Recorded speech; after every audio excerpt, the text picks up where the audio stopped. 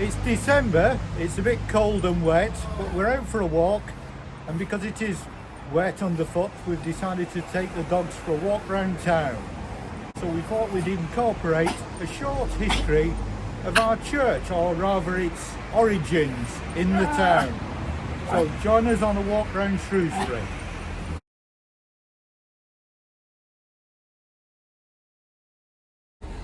The Romans had a very large city at Wroxeter, but about in the 600s things became difficult.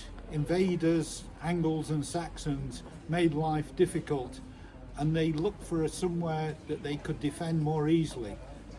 They found this place, Shrewsbury, where you've got the loop of the river, and on the neck of it you could build a castle and protect the town. So the whole city more or less relocated to Shrewsbury, what we call Shrewsbury now. And you can tell it's an Anglo-Saxon city by the two churches here, St Julian's and St Altman's. Anglo-Saxon saints or late Roman saints. Let's look a bit closer.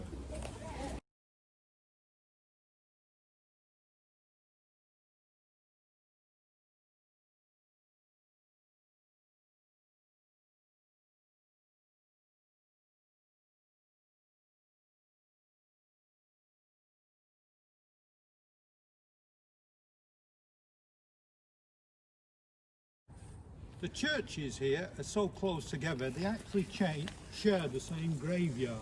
They're right next to each other. And only 100 yards away is the main church in the town, St Mary's, which we'll go to next, which is another Anglo-Saxon church.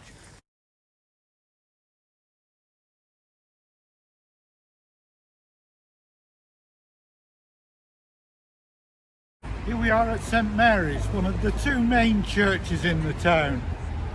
Again, this is a Saxon church in origin, and there's a lot of the early Norman work still here. And when it's open, just going through the main doors, and on the left are some Saxon gravestones propped up against the wall. Probably the oldest things above ground in Shrewsbury. Mary's is a list of the priests. What's missing is a mention of any priest from 1652 to 1662.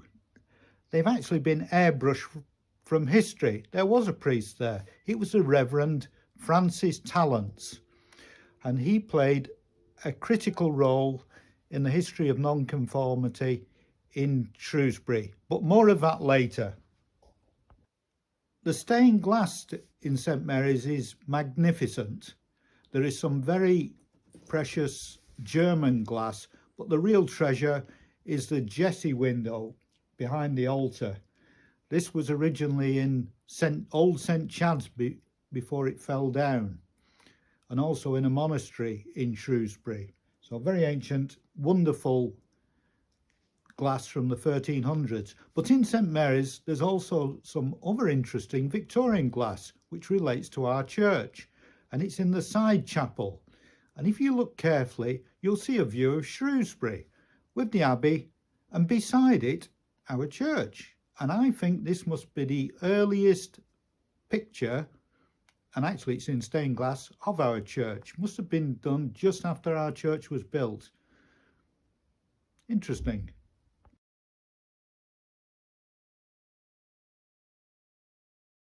This is all that's left of old St Chad's. St Chad's was the main church in medieval Shrewsbury. And what has this got to do with Shrewsbury URC? Well, even before the Reformation, in the 1400s, one of the priests here at St Chad's was arrested and died later in prison because of his support for the thoughts of John Wycliffe, one of the early characters of the Reformation, who was wanting to have the Bible translated into English.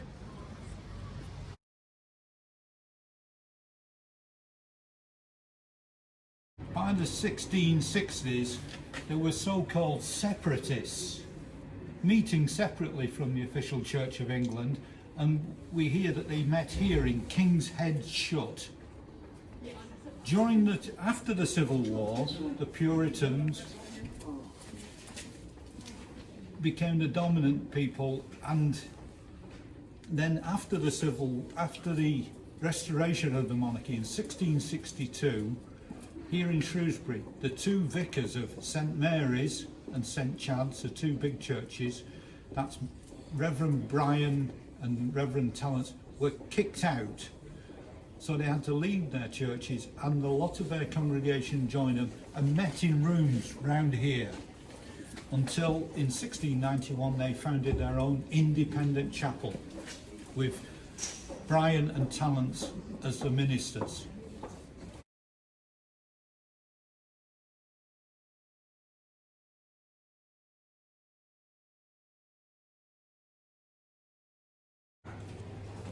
In 1691, the independents were able to found their own chapel here in the High Street, and this is it, the independent chapel, founded in 1691.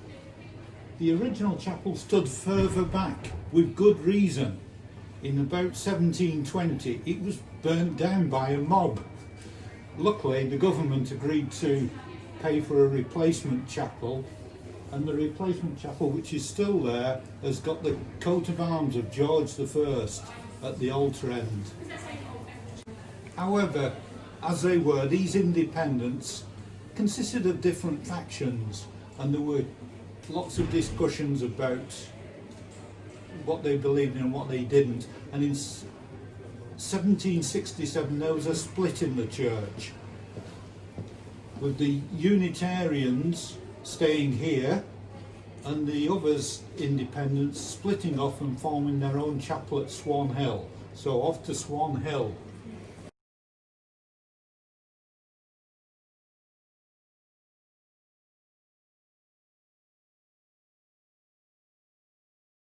So, in 1766, the independent congregation in High Street split in half, and the independent half found a plot of land here at Swan Hill and built themselves a chapel. And this became Swan Hill Independent Chapel. After 100 years, they rebuilt the chapel, and this is it. It's actually designed by the same chap, George Bidlake of Wolverhampton, who designed our church, and it was built within a few years of our church as well.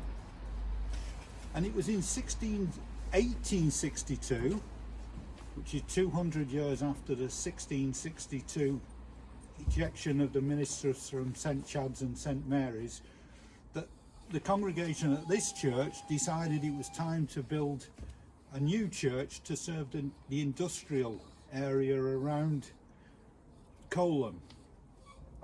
If you notice, this is up and we've come up what was an alleyway to here, and this church was originally built just a few years after the riots and the burning down of the chapel in High Street. So they were probably looking for somewhere they could defend, keep out of sight, keep your heads down.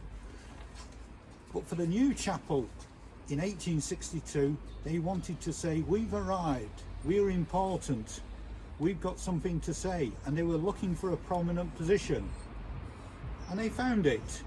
There was a plot of land for sale at auction on English Bridge, an old pub and the land behind it. So they went to the auction and in secret bid for and got it, and that's why our church is on English Bridge.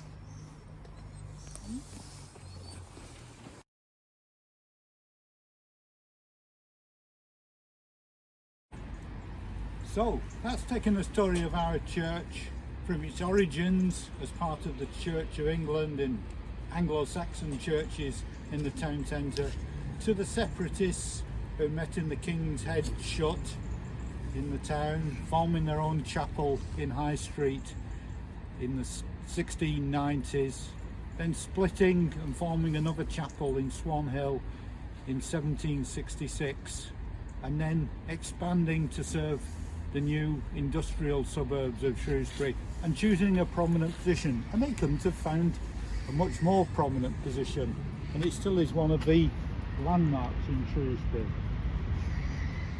Hope you've enjoyed joining us on this Shrewsbury Town Centre walk.